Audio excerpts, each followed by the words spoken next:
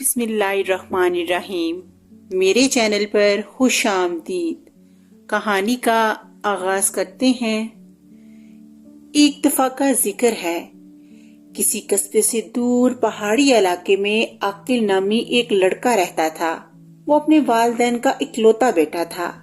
11 سالہ عاقل 5ویں جماعت کا طالب علم تھا۔ اس کے والد پہاڑوں کو توڑ کر پتھر ملک کے مختلف حصوں میں بیچنے والے ٹھیکیدار کے ساتھ کام کیا کرتے تھے، اور امی عورتوں کے لیے سلائی کڑھائی کرتی، اور یوں ان کی گزر بسر ہو جاتی تھی۔ پڑھائی سے فارغ ہو کر عاقل اپنی امی کا خیال بٹاتا۔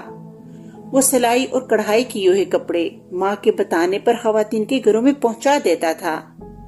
اس کی امی کو باہر بھی نہ جانا پڑتا اور وقت کی بچت بھی ہو جاتی۔ جو سامان ماں کو چاہیے ہوتا تھا وہ باہر سے خرید کر لا دیتا تھا۔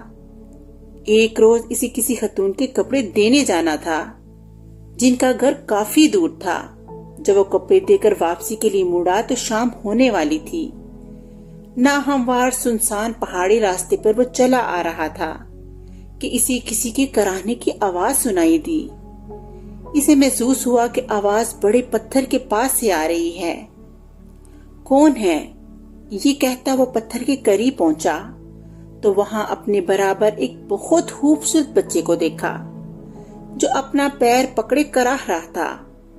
اس کے پاؤں میں نوکیلا کانٹا چبھا تھا جس کی وجہ سے پاؤں میں سوجن ہو رہی تھی اور خون بھی رس رہا تھا۔ تم کون ہو؟ یہاں کیسے آئے؟ یہ کانٹا تمہیں کیسے چبھ گیا؟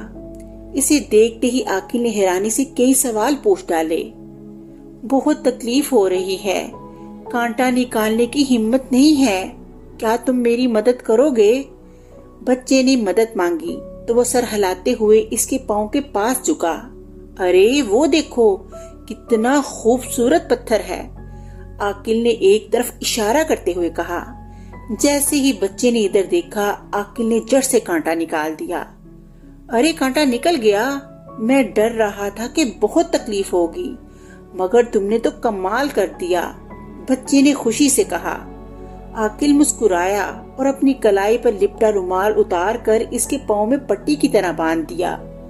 بہت شکریہ دوست، میں تمہارا احسان مند رہوں گا۔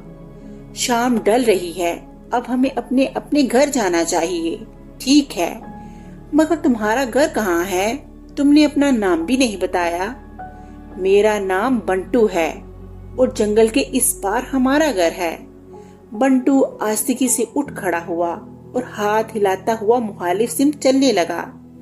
عاقل بھی تیزی سے اپنے گھر کی جانب چل پڑا۔ گھر پہنچا تو امی بہت پریشان تھی۔ انہوں نے دیر سے آنے کی وجہ پوچھی تو عاقل نے سب سچ سچ بتا دیا، جس پر امی نے اسے بہت شاباشی دی۔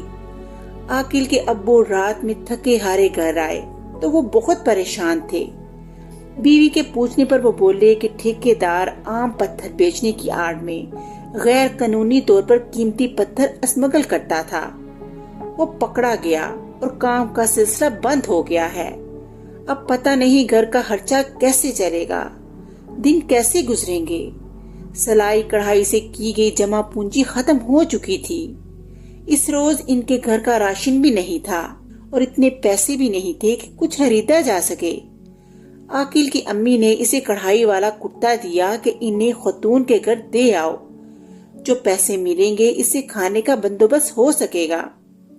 جب وہ کپڑا پہنچا کر آ رہا تھا تو اسے بنٹو نظر آیا۔ دونوں دوست باتیں کرنے لگے۔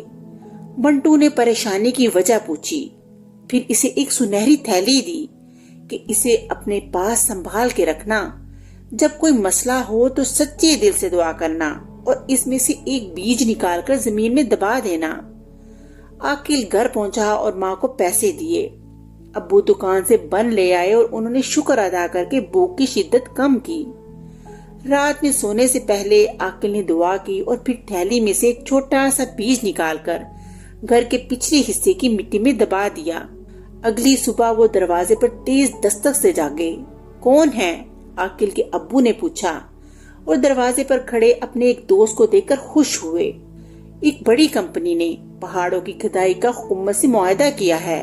وہاں کے لوگوں نے تمہاری ایمانداری سے متاثر ہو کر تمہیں انچارج بنانے کے لیے کمپنی کے نمائندے سے کہہ دیا ہے، میرے ساتھ چلو، انہوں نے تمہیں بلایا ہے۔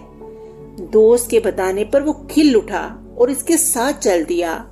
عاقل اور اس کی امی بہت خوش ہوئے۔ عاقل بھاگ کر گھر کے پچھلے حصے میں گیا۔ وہاں ایک چھوٹا سا پودا لہلہاتا دیکھ کر حیران رہ گیا۔ ایک روز اس نے دعا مانگی کہ ماں کے کام میں برکت ہو، اور پھر بیج بو دیا۔ اگلے روز اس بیج سے بھی پودا نکل آیا۔ عاقل جب بھی کپڑے دینے پہاڑی پر جاتا تو واپسی پر وہاں ضرور رکتا جہاں بنٹو سے ملاقات ہوئی تھی، مگر بنٹو نہ ملتا۔ وقت گزرنے کے ساتھ عاقل کے گھریلو حالات بہت بدل گئے تھے۔ اس نے سنہری تھیلی اور اس میں موجود بیج بہت سنبھال کر رکھے تھے۔ وہ بنٹو کو کبھی نہیں بھولا تھا۔ ایک رات اس نے ایک انوکھی خواہش کی اور بیج بو دیا۔ اگلے روز اپنے گھر میں بنٹو اور اس کے ساتھ ایک بہت خوبصورت خاتون کو دیکھ کر بہت خوش ہوا اور بھاگ کر ان کے پاس گیا۔ تم کہاں کھو گئے تھے بنٹو؟ اتنے مہینے گزر گئے مگر تم سے ملاقات نہیں ہوئی۔ ہم یہاں سے چلے گئے تھے۔ بنٹو مسکرایا۔ کہاں چلے گئے تھے؟ بتایا کیوں نہیں؟ تمہاری نیکی اور رحم دلی سے متاثر ہو کر بنٹو تمہارا دوست بنا اور تمہیں جادوئی سنہری تھیلی اور بیج دیے۔ ہم انسان دوست ہیں مگر عام انسانوں کے سامنے نہیں آتے۔ اس وقت تمہاری خواہش پر ہمیں تم سے ملنے آنا پڑا۔ خاتون نے کہا۔ تو وہ سب چونکے۔ امی ٹھیک کہہ رہی ہیں، تم محنتی، اچھے اور رحم دل انسان ہو۔ تم نے میری مدد کی اور میں نے تمہاری۔ اگر تم ایسی خواہش کرتے جو بری ہوتی تو پودا نہ اگتا اور نہ کبھی تمہاری خواہش پوری ہوتی۔ تمہاری خواہش کا احترام کرتے ہوئے ہم تم سے ملنے پرستان سے آئے ہیں۔ تو کیا کیا کیا کیا آپ؟ عاقل نے ہکلاتے ہوئے کہا۔ ہاں، میں انسان نہیں، میں پری ذات ہوں اور امی ملکہ پری ہیں۔ ان کی بات سن کر عاقل چونک گیا۔ اب ہمیں جانا ہوگا۔ ہمیشہ اچھے کام کرنا، جھوٹ سے بچنا اور دوسروں کی مدد کرتے رہنا، ورنہ سنہری تھیلی اور بیج غائب ہو جائیں گے۔ اچھا دوست، خدا حافظ، بنٹو نے کہا اور ان کے دیکھتے ہی دیکھتے دونوں غائب ہو گئے۔ عاقل حیران و پریشان ان کو دیکھتا رہ گیا اور اس طرح کہانی کا اختتام ہو گیا۔ اگلی کہانی کے ساتھ پھر ملیں گے، تب تک کے لیے اللہ حافظ۔